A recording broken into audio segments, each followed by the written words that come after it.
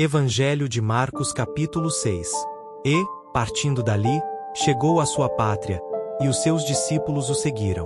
E, chegando o sábado, começou a ensinar na sinagoga. E muitos, ouvindo, se admiravam, dizendo: De onde lhe vêm estas coisas? E que sabedoria é esta que lhe foi dada? E como se fazem tais maravilhas por suas mãos? Não é este o carpinteiro, filho de Maria, e irmão de Tiago, e de José, e de Judas e de Simão? E não estão aqui conosco suas irmãs? E escandalizavam-se nele. E Jesus lhes dizia: Não há profeta sem honra senão na sua pátria, entre os seus parentes, e na sua casa. E não podia fazer ali nenhuma obra maravilhosa. Somente curou alguns poucos enfermos, impondo-lhes as mãos. E estava admirado da incredulidade deles.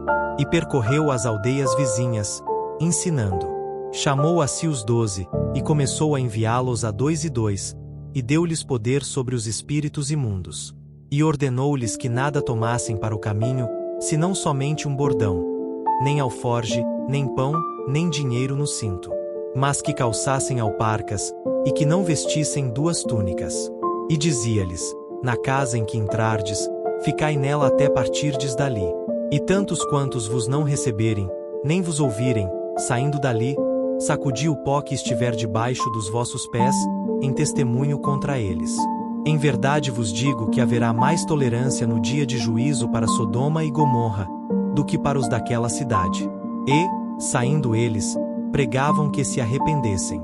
E expulsavam muitos demônios, e ungiam muitos enfermos com óleo, e os curavam. E ouviu isto o rei Herodes, porque o nome de Jesus se tornará notório, e disse: João, o que batizava, ressuscitou dentre os mortos, e por isso estas maravilhas operam nele.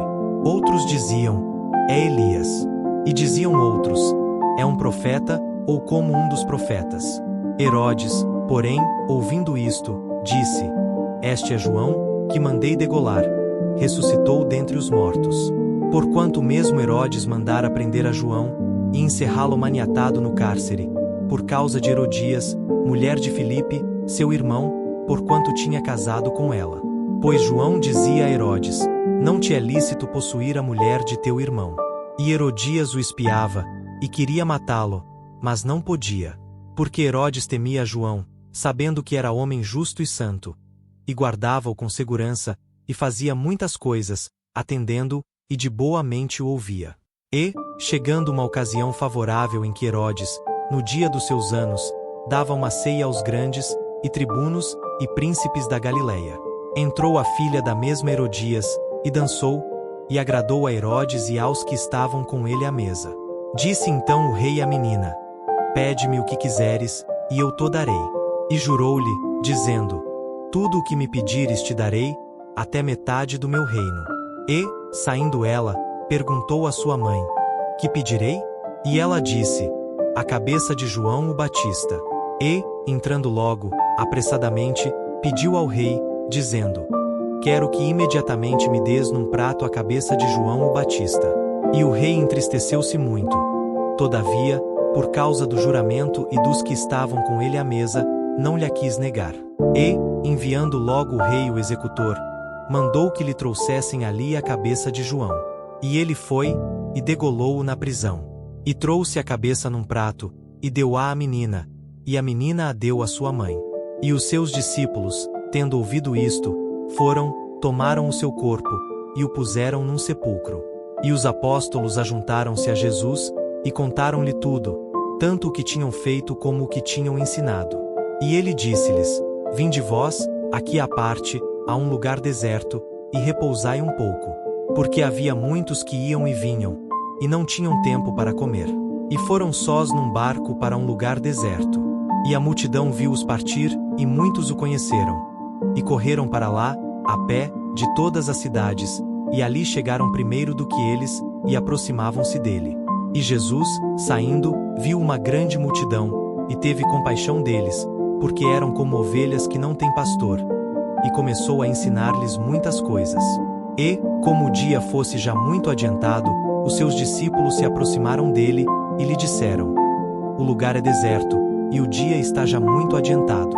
Despede-os, para que vão aos lugares e aldeias circunvizinhas, e comprem pão para si, porque não têm que comer. Ele, porém, respondendo, lhes disse: Dai-lhes vós de comer. E eles disseram-lhe: Iremos nós, e compraremos 200 dinheiros de pão para lhes darmos de comer?